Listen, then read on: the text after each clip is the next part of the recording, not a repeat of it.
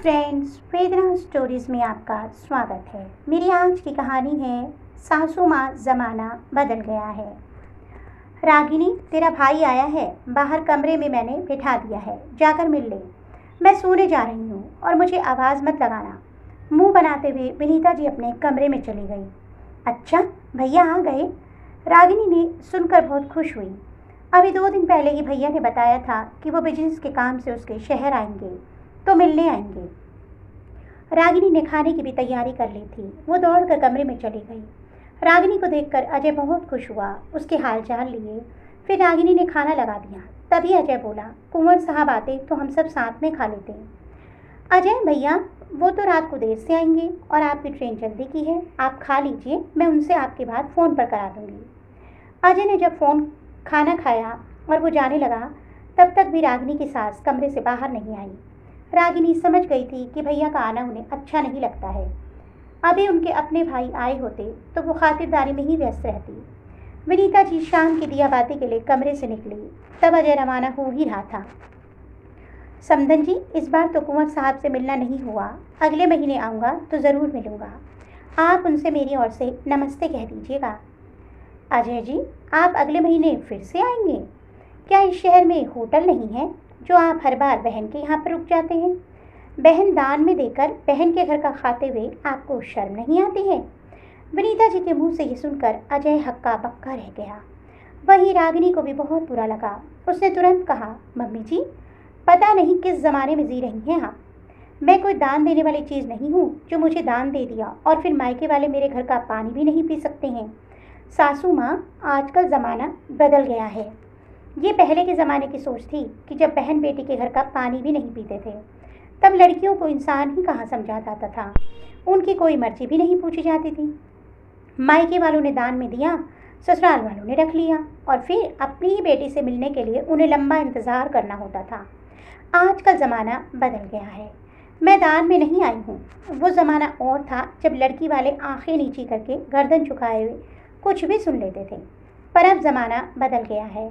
अब तो सब बराबर है, लड़की भी लड़कों से कम नहीं है, तो लड़की वाले भी बराबर का सम्मान पाने के हकदार हैं। मम्मी जी, आप पता नहीं कौन सी दुनिया में जी रही हैं। पहले बहू अपने मायके वालों का अपमान भी सहन कर लेती थी और फिर उन्हीं ससुराल वालों की सेवा भी करती थी, पर अब ज़माना बदल गया है। मैं अपने भैया का अपमान सहन नहीं करूँगी। आपको इनसे माफ़ी मांगनी होगी।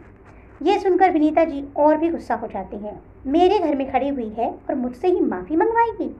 तुझे अपनी सास की इज्जत की ज़रा भी परवाह नहीं है? मम्मी जी, मैं आपकी बहुत इज्जत करती हूँ, लेकिन आपने मेरे भैया की इज्जत नहीं की, उन्हें मान सम्मान नहीं दिया। ये तो गलत बात है। बेटी के घर से आए मेहमान को सर आँखों पर बिठाते हो। आपके मायके से कोई आए तो भी खातिरदारी की जाती है और बहू के मायके से आए भाई को ताना देते हो। इज्जत दोगे तभी इज्जत मिलेगी। आप एक बात ये भी मत भूलिए, ये घर सिर्फ रोहित की कमाई से नहीं चलता है, मैं भी बराबर कमाती हूँ। ये बात मैं घमंड से नहीं बोल रही हूँ, बल्कि आपको सच्चाई बता रही हूँ। जब ससुराल से कोई आता है तो मैं पूरा मान सम्मान देती हूँ, तो मेरे मायके से कोई आ जाए तो वो बोझ क्यों लगता है? अपनी बहू की बात सुनकर विनीता जी शर्मिंदा हो गई। आगे से ऐसा नहीं होगा, ये कहकर अपने कमरे में चली गई। अजय ये सब देख रहा था। उसने कहा कि वो फिर कभी इस घर में नहीं आएगा। भैया, आप जरूर आएंगे। ये आपकी बहन का ससुराल ही नहीं है, उसका अपना भी घर है। भाई कभी भी बहन के घर आ सकता है। आप नहीं आओगे तो मैं समझूंगी आप भी उन्हीं पुरानी दकियानी सी बातों को मानते हैं। आपने आना छोड़ दिया तो आपकी बहन की बातों का तो कोई मोल ही नहीं रह जाएगा। मेरी सास ने आपसे माफ़ी तो नहीं मांगी, पर उन्होंने ये भी तो कहा है कि आगे से ऐसा नहीं होगा। ये कहते कहते रागिनी की आंखें भर आई। ठीक है, तू अपने आंसू पोंछ ले, मैं अगले महीने ज़रूर आऊँगा। तेरे हाथ की बिरयानी खा कर जाऊँगा। ये सुनकर रागिनी के चेहरे पर मुस्कान आ गई। तो दोस्तों, आपको मेरी ये कहानी कैसी लगी? दोस्तों, इस कहानी की यही सीख है, बहू बेटी चाहे कोई भी हो, सबका सम्मान करें।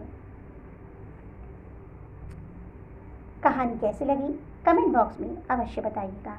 अगर आपको कहानी अच्छी लगी तो कहानी को लाइक करना मत भूलिएगा। जल्द ही ऐसी अन्य रोचक कथाओं के साथ आपको मिलूंगी। तब तक के लिए बाय बाय।